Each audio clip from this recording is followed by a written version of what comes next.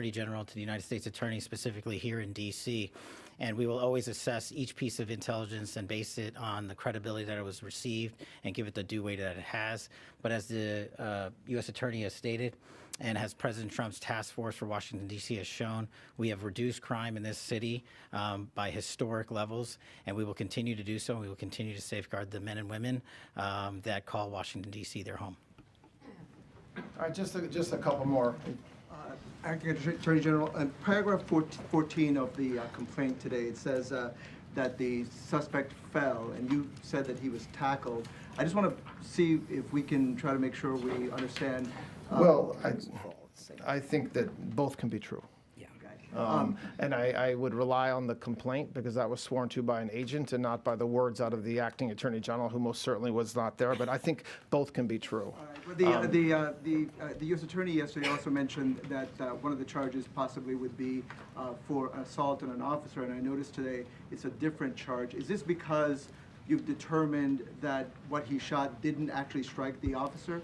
We're still looking at that, and I think that's something that you'll hear about in the coming days as we know the answer to that. It doesn't legally matter in that situation, but you know, when after an event like this happens, not surprisingly, there's initial charges that we consider. Then you have the U.S. Attorney's team and the FBI looking through the evidence and figuring out what's the best thing to do, and that's what you have. Right? Just one more question. Yeah.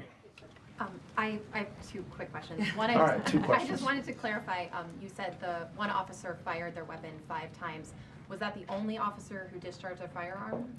I want to be very careful in answering that question because this is, when you do ballistics evidentiary collection and research, it is very complicated. So when you fire a bullet, the bullet ends up somewhere. Sometimes you find it, sometimes you don't. And so from that, with that qualifier, we believe right now that there was 5 shots fired from the same firearm. But there's a team of folks looking at this that are experts, and the evidence collection team that were in that area of the hotel where the shots were fired will work all night. They have the evidence they collected, but it's not an exact science from the standpoint that, for example, the buckshot, when that shot, it scatters everywhere. Sometimes it just disappears, actually, depending on where it hits. So you don't have to, hopefully with that qualifier, that's where we are right now.